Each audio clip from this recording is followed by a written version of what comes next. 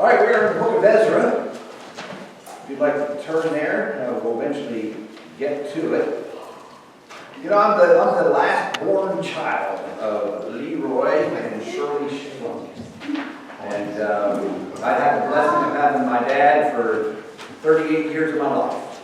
And I'm still blessed to have my mother for 55, soon to be 56 years of my life. Tomorrow is her birthday day. The last several years of Dad's life, we noticed and we started to become increasingly concerned about his mental state. He also experienced a lot of physical difficulty. But as he continued to digress, it became apparent that he'd be better served in a professional setting. And so Dad lived the final years of his life in a very secure Veterans Administration home, about an hour away from home. And Lisa and I, being 4 hours away from home, felt bad about that. And so we talked to a facility closer to home, and the person we talked to said, wait, he is in a secure, he couldn't get off his floor, all right? And Dad was a wanderer. And they said, we're not a secure facility. He could walk out. So that gave us a lot of comfort. And then the thing that really gave us comfort, I did a revival a couple hours away the other side, and on my way back I stopped to see Dad. But about how many weeks before? 3 weeks before, our family had visited him there in Hollidaysburg, and so when I did this revival, I stopped back around to see Dad, and he said, when he saw me, he said, "Are you still here?" He had no concept of the passing of time, so that made us feel a little bit more comfort. Well, we lost Dad, Heaven gained him on October 2nd, 2001. And Dad's death brought up mixed emotions, as all Christian deaths do that to us. We knew Dad would not get better here, but heaven and renewal awaited him. And so on one hand, we wept because we would not see this great man any longer. But we rejoiced greatly that he didn't have to continue in his uncooperative mind and body. And so his race was complete, and we were confident that Jesus met him at the finish line. Now we all experience that, don't we? Those mixed emotions. We may be experiencing the thought of our children growing up and moving away. Part of us says sad, the other part of us says let's party. That's the way they can mix emotion. Personally, maybe we have a romantic relationship that ends, but we realize it was for the better. Like Garth Brooks' song, thank God for unanswered prayers. Right? Or as a church, if God gives us great growth, we may be tempted to be sad at losing the coziness of a small church. Yet we rejoice and are excited because the increase in numbers usually reflects the increase of people being saved. Well, as we come to chapter 3 in Ezra, we hit some mixed emotions, but joy and celebration definitely wins out. Now, after Israel's exile away from the homeland, the first wave of returnees were coming. The returning exiles was underway. And we looked at them in chapter 2. There's a list of people, a list of families that came back. And so now we come to chapter 3. Let's pick up the first one. Now, when the 7th month came, and the sons of Israel were in the city, they had returned. The 7th month. It's the seventh month of the Jewish calendar. And the sons of Israel were in the city. The people gathered together as one man to Jerusalem. Now that seventh month is very significant on the Jewish calendar.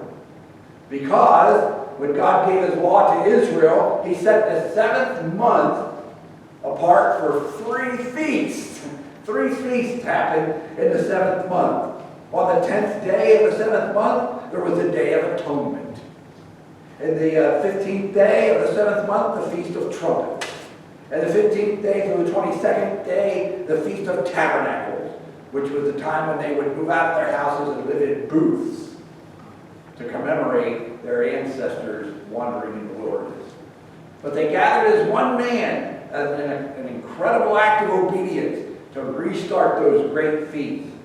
But I want you to see what went up first in the rebuilding efforts. It's verses 2 and 3.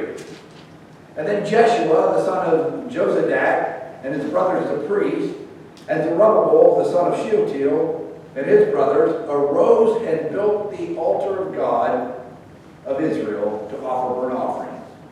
As is written in the law of Moses, the man of God, so they set up the altar on its foundation. For they were terrified because of the people of the land, that they offered burnt offerings on it to the Lord, burnt offerings morning and evening. So the first order of business when they got back to the land and when they started building was an altar. And why an altar? Well, there's probably several reasons. They could be built very quickly as opposed to building a big temple. Plus, they understood the significance of that altar. Very, very high spiritual significance. It was an act of obedience to resume the burnt offerings on that altar. Adney said the full establishment of religious services precedes the building of the temple. The worship itself is felt to be more important than the house in which it is to be celebrated. McLaren added, there cannot be a temple without an altar, but there may be an altar without a temple. God meets men at the place of sacrifice, even though there is no house for his name. And so they set that foundation of the altar on that ancient foundation, which was important to them and should be important to us as well, as we will see. Well, the second year of the returnees, the construction of the temple began. In verse 8, you can look at that. And it was the same month that Solomon began construction on his temple, the first temple, which is very significant, 1 Kings chapter 6, verse 1. So they had to get clearance from the king of the region, and so King Cyrus was very friendly toward them. He was king of Persia, and so the people began to work. But the building of the temple came with mixed emotions. Verse 10. Now when the builders had laid the foundation of the temple of the Lord, the priests stood in their apparel with trumpets, and the Levites and the sons of Asa with cymbals to praise the Lord according to the direction of King David of Israel. They sang, praising and giving thanks to the Lord, saying, for he is good, for his loving kindness is upon Israel forever. And all the people shouted with a great shout when they praised the Lord, because the foundation of the house of the Lord was laid. Yet many of the priests and Levites and heads of the father's household, the old men who had seen the first temple, wept with a loud voice when the foundation of the house was laid before their eyes. While many shouted aloud for joy, so that the people could not distinguish the sound of the shout of joy from the sound of weeping, the weeping of the people. For the people shouted with a loud shout, and the sound was heard far away. The older generation wept, because they remembered that old temple, the former temple, that Solomon spent estimated $5 to $8 billion constructing.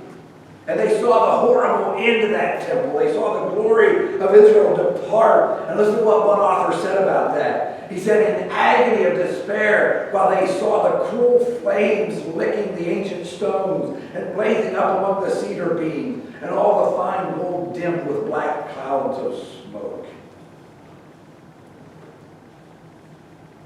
But that younger generation, this new temple's the only thing they knew. So they were very happy. So there was sadness mixed with great joy, mixed emotions. Think about your life. As Israel built the altar first, it ought to teach us to do the same.